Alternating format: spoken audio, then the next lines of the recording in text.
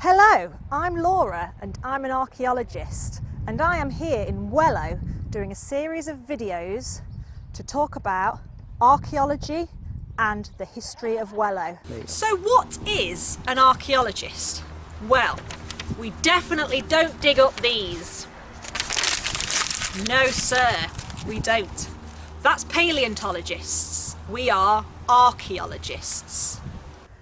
Archaeologists study people like you and me, but in the past, by looking at the things all around us that they have left behind, and they're not always visible.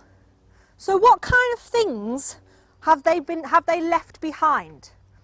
We're talking about buildings, pottery, bones, but not just animal bones, the bones of the people themselves. They could have left metal objects like jewellery. They could have left swords and weapons. They could have left just bricks lying in fields on their own, and other pieces of stone that would have been used to build structures.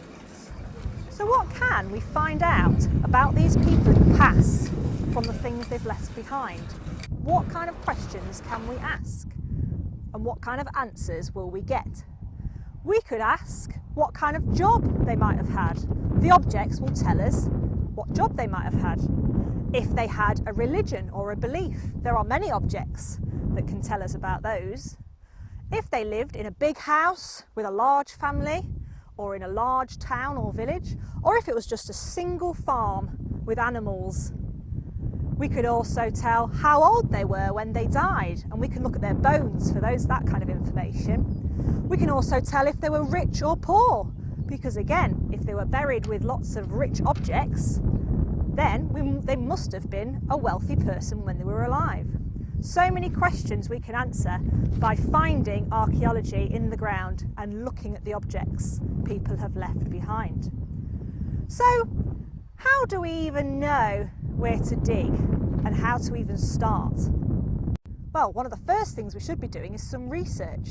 We can start by looking at old books, and we can also use maps, old maps or even modern maps, because even the modern maps have archaeology printed on them. So you get a good idea where you might find something interesting. We can also just chat to people. If you are interested in the more recent past, over the past 100 years or so, because that is still archaeology, you might want to talk to your grandparents, your parents, just something as simple about what life was like for them as a kid. Have you ever asked your grandparents how many TVs they had in their house? Bet you haven't.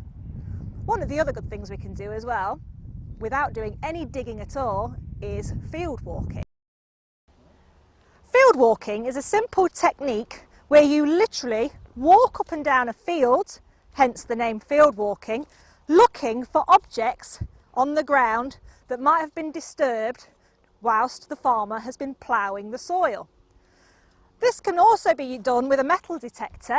This is called a metal detecting survey, and again, you may find objects just sticking out of the plough soil, and they will be used to identify where there might be a good place to dig. However, both of these things you need to have permission from the landowner to do, especially the metal detecting. There is also one other thing we can do before we even put a spade in the ground, and that's called geophysics. Geophysical survey is where archaeologists use a machine to detect differences in the soil underground. These differences could be buried building remains, like walls and floors, areas where there was once a fire, or even where the soil has been disturbed long ago, either where someone has dug a rubbish pit or a large ditch.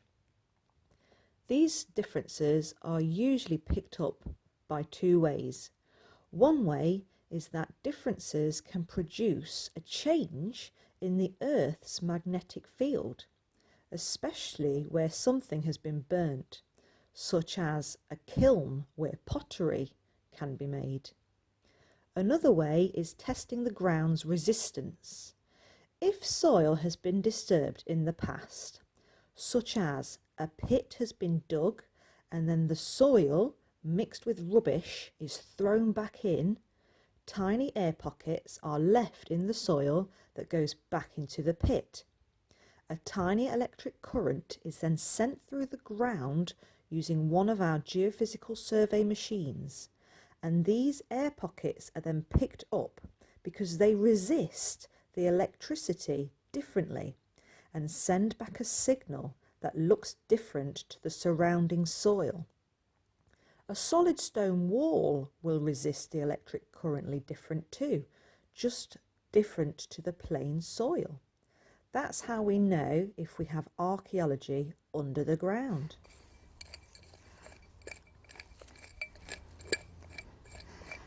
So once we know where we want to dig, how do we dig? Well, we don't just dig random holes in the ground. That's not what we do. The earth is made up of layers of soil and sand and clay and gravels and bedrock.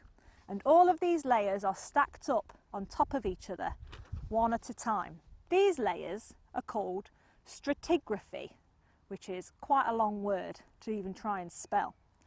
But the earth is made up of these layers, and it's always the oldest layers at the bottom and the youngest layers at the top, unless something extreme has happened, like an earthquake. But usually it's oldest layers at the bottom and the youngest layers at the top. And archaeologists will dig down through these layers. Now, these layers can be created in different ways. For example, a volcanic eruption can create quite a large, thick stratigraphy layer.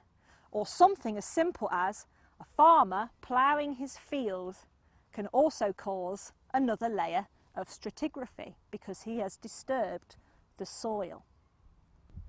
Archaeologists dig through these layers one at a time, starting obviously from the top and working down through those layers until we find evidence of humans. This could be artefacts just in the soil, or it could even be shapes and different colours in the ground where we can see humans have disturbed the soil in the past. Sometimes we use spades and trowels, and other times we can use very large mechanical diggers. So imagine you are on a beach and you have built a sandcastle and you've dug a moat around that sandcastle. I'm sure you've all done it before. Now imagine that you are just sitting back having your lunch and watching your sandcastle.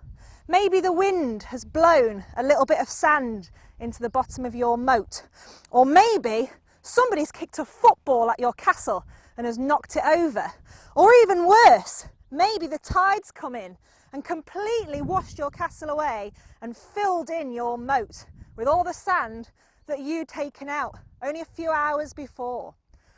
Well, that's basically what happens in archaeology, and that's what's happened here at Jordan Castle, just a lot slower. Soil has fell in, but also people have chucked their rubbish in. The actual structure of the castle itself, people have taken bits away, knocked bits down, but overall the site has almost completely disappeared, so that this is now the moat, but it wasn't this shallow. People have chucked things in over hundreds and hundreds of years, so that the archaeology has almost disappeared. But archaeologists, we look for the artefacts in areas like this and the difference in colour in the soil. Because if we can see a difference in colour in the soil, we know that that ground has been disturbed. So all of this has been disturbed in the past, and we would be here looking for artefacts to tell us when it was disturbed and how it's been filled back in. By looking for artefacts, we can also find out what the feature was used for. Was it a rubbish pit, a burial, or even a well for water? If it was a burial, we may find bones, but we may also find objects buried with that person to tell us how old that burial is, such as a coin or a piece of jewellery or even a weapon. Whatever we find, objects, building remains, rubbish pits, even burials, its position and other details, such as its shape and size, are carefully recorded. We take lots of photographs and draw what we have found, and we write about them on special sheets. We can learn as much about where an object is found as we can from what the object is itself. Every object tells a story. At the end of the dig, all of the objects go to specialists who can tell us more information about them. We then write a report of everything we find on one dig to try and tell the story of the whole site together. And that is the process of archaeology. And that is what an archaeologist really does.